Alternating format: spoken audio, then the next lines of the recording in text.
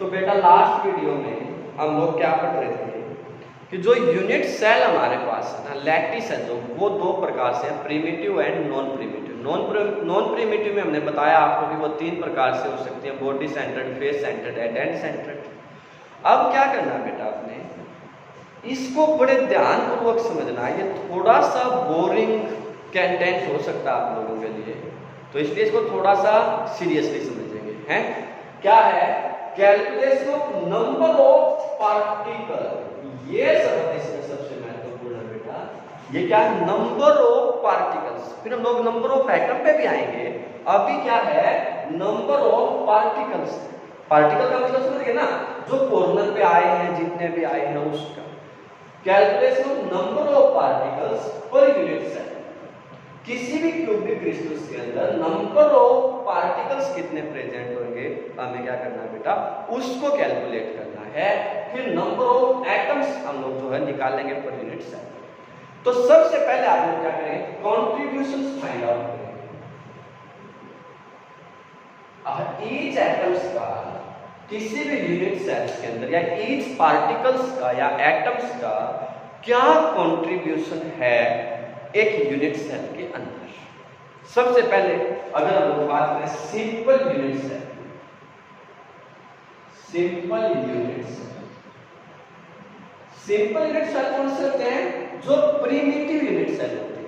Simple unit cell कौन से बेटा? Primitive unit cell means in which the atoms are present only at the corner।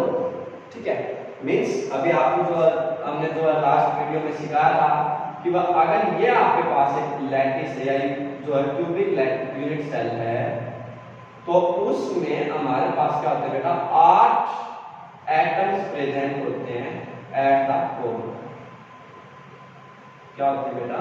8 atoms present होते हैं at the core. और जब आप लोग इस टॉपिक को, इस डायग्राम को बुक में देखेंगे तो आप लोग पाएंगे कि ये जो एक एटम होता है ना, ये वाला एटम, ये तो देखो, तो ये क्या है? किसी चीज का मैग्नीफाइड इमेज है, ऐसे बड़ा के लिखी हुई है। क्रिस्टल्स तो वो बहुत ज्यादा छोटे होते हैं, बहुत ही ज्यादा छोटे होते हैं।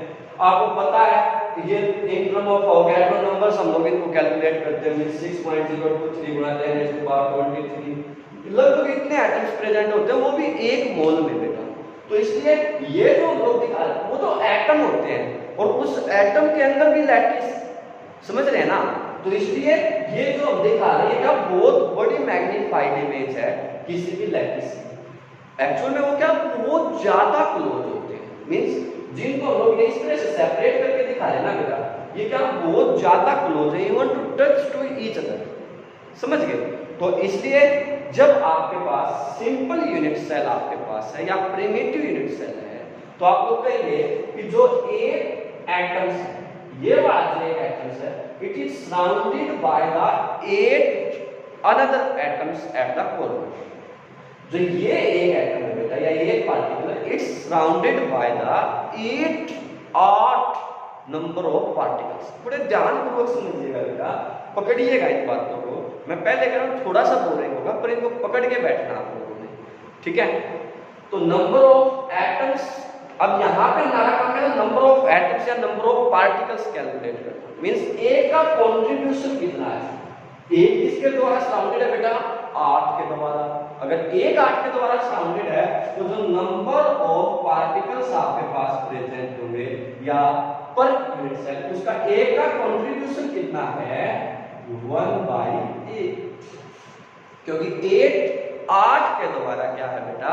सराउंडेड है। ये बात समझ? दूसरा, अगर वो कहे फेस सेंटर्ड यूनिट सेल, अगर वो क्या कहता है? Face centred unit cell. अब फेस सेंटर्ड का डायग्राम हमने आपको समझाया था बेटा कि जो आपके पास एक क्यूबिक है या एक लैटिस, अगर क्यूबिक लैटिस आपके पास है बेटा, तो उसमें ये 8 एटम्स कहाँ हैं? कॉर्नर के ऊपर प्रेजेंट है ना? और 6 क्या होते हैं? फेस में होते हैं। अब जैसे ये एक फेस में, मान लीजिए मैं बना देता हूँ, ये 6 एटम्स हमारे पास क्या? फेस में। अब आपने क्या समझना है, जो ये वाला एक एटम है बेटा, जो सेंटर फेस में, ये 2 एटम्स के सराउंडिंग में होता है।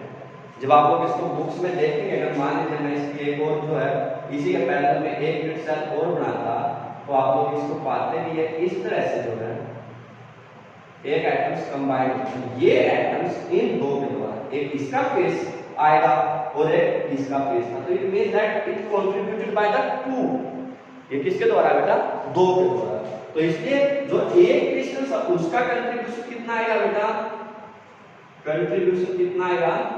1/2। फेस सेंटर में जो कंट्रीब्यूशन होता है बेटा वो कितना आता है? 1/2। क्लियर? अगर दैट एटम्स एज पे प्रेजेंट, कहां पे बेटा? एज सेंटर,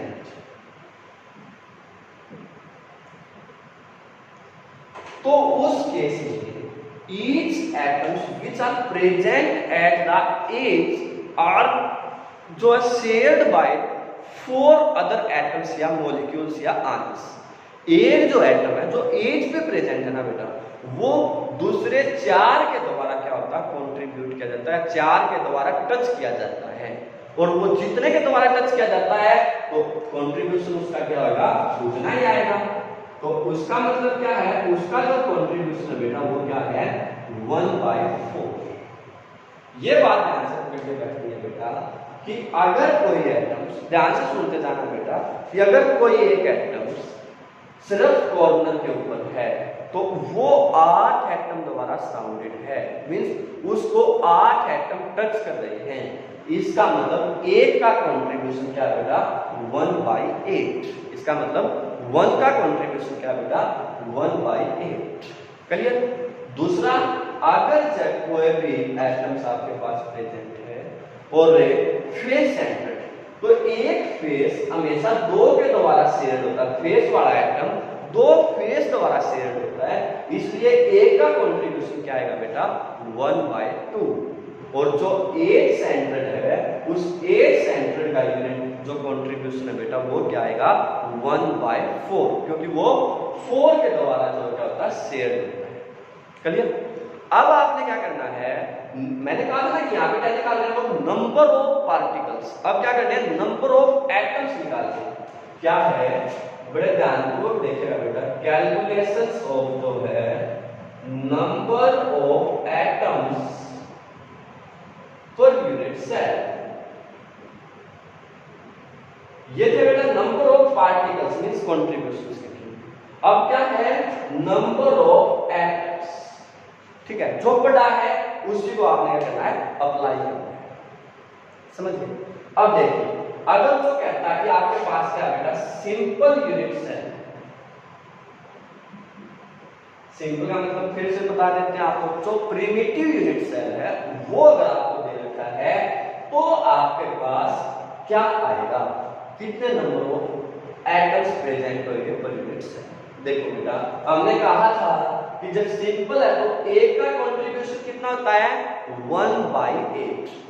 कंट्रीब्यूशन कितना है? एक का 1/8। और कॉर्नर पे होते कितने बेटा? 8। जिसका मतलब 1/8 मल्टीप्लाई बाय 8 मींस 1 एटम्स आपके पास होगा पर यूनिट सेल। मतलब समझे बेटा? अगर कोई भी क्रिस्टल्स है, कोई भी क्रिस्टल्स है, उसमें अगर सिंपली अरेंजमेंट है तो उसमें एक एटम पर यूनिट सेल आपके पास प्रेजेंट। क्लियर? और अगर आपसे कहा जाता फेस सेंटर्ड यूनिट सेल, अगर क्या कहा जाता है बेटा? फेस सेंटर्ड यूनिट सेल है। अब फेस सेंटर्ड की डेफिनेशन क्या है बेटा? हमने बताया था कि 8 एटम्स प्रेजेंट होते हैं कॉर्नर के ऊपर। कहां प्रेजेंट होते हैं बेटा? 8 कॉर्नर के ऊपर। और कॉर्नर का कंट्रीब्यूशन कितना है बेटा? 1/8। तो इसका मतलब 1/8 मल्टीप्लाई बाय 8। फेस पे कितने प्रेजेंट होते हैं बेटा? 6। अभी समझाया था आपको। और फेस का कंट्रीब्यूशन कितना होता है बेटा? अभी बताया है 1/2। It means that plus 1/2 multiply by 6। It means that इससे कैंसिल करेंगे आप लोग को 3। 1 + 3 = 4। 1 + 3 = 4। तो 4 क्या है बेटा? Number of atoms. फोर क्या बेटा, number of atoms per unit cell. कब, जब एक एटम या कोई भी क्रिस्टल जिसमें फेस सेंटर्ड अरेंजमेंट है, कोई भी क्रिस्टल बेटा जिसमें फेस सेंटर्ड अरेंजमेंट है, उसमें जो नंबर ऑफ एटम्स प्रेजेंट है वो कितने आएंगे, 4। क्लियर। दूसरा वो आपसे कहेगा बॉडी सेंटर्ड। अगर आपसे क्या कहता है बेटा, बॉडी सेंटर्ड यूनिट्स।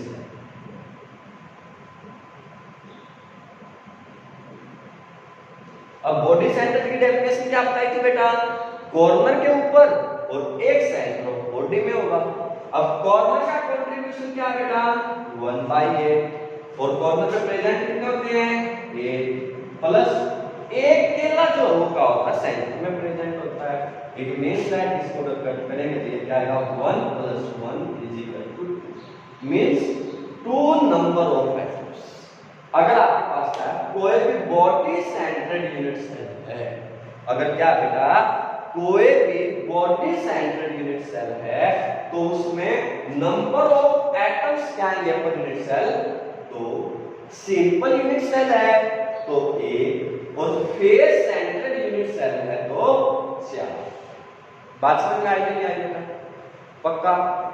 ये काफी महत्वपूर्ण है क्योंकि यहां से एनसीईआरटी में बहुत सारे क्वेश्चंस बनते हैं इन बातों पे बेस कि वो आपसे कहेगा कि एक कंपाउंड है, आयनिक सॉलिड है या क्रिस्टलाइन सॉलिड है, वो इन एटमों से मिलकर बना हुआ है, तो उसका फॉर्मूला बताइए क्या होगा। तो एग्जांपल के तौर पे हम लोग आपको जो है एक तो बता रहे हैं, वो देखिए बेटा क्या, थोड़ा ध्यानपूर्वक देखेंगे। ये एज इट इज जो है एनसीईआरटी से उठाए हुए हैं, तो आप एनसीईआरटी के बुक से इनको सीधी भाषा में पढ़ सकते हैं।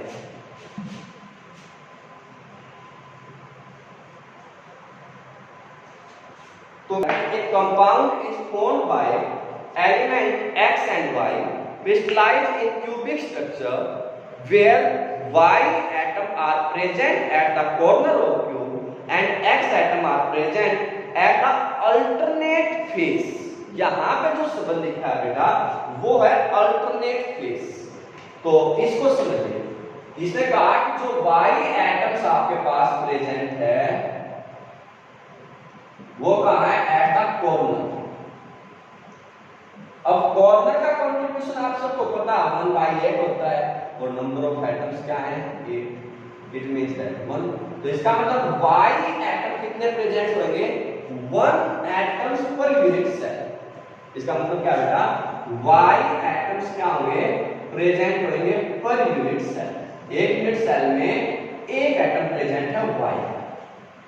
अब दूसरा सबक था इसमें वो था कि X atom are present at a alternate face. सबक क्या है, अगर कहता वो फेस सेंटर्ड है तो फिर आप कहते हैं फेस का, क्योंकि देखो एक बात और भी याद रखनी है बेटा, इस कंट्रीब्यूशन को तो आपने यूज कर लिया ना इसलिए क्योंकि वो एक ही एटम है, तो इसको तो आप दोबारा से कुछ नहीं करेंगे। अगर वो कहता कि only at the face present है तो आप लोग कहते कि हमें पता X एटम वो प्रेजेंट है at face. It means face का कंट्रीब्यूशन 1/2 और 6 फेस हमारे पास होते हैं। It means that 3। तो इसका मतलब क्या होगा 3 क्या है नंबर ऑफ एटम्स हो गए per unit cell. Per unit cell number of atoms है बेटा ये पर यूनिट सेल कौन से X। तो फॉर्मूला क्या था X 3 है Y 1 है, आपको कहते हैं X3Y। ठीक है, लेकिन अब इसने कहा क्या है, इसने कहा है X एटम जो वो कहां है प्रेजेंट एट द, कहां प्रेजेंट है बेटा अल्टरनेट फेस। यहां पे कंडीशन दी है बेटा इसने कि X एटम जो वो कहां पे प्रेजेंट है अल्टरनेट फेस।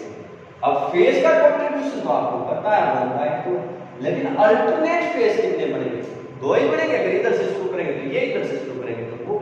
इट मींस जो अल्टरनेट फेस है बेटा वो तो हमेशा 2 ही आएंगे, means multiply by 2। It means ये भी 1 है। ये मींस एक आने का मतलब क्या है number of atoms per unit cell. It means बेटा कि x भी आपके पास एक है और y भी एक है, तो इट मीन्स दैट जो फॉर्मूला है वो फॉर्मूला क्या आ गया एक्स वाई।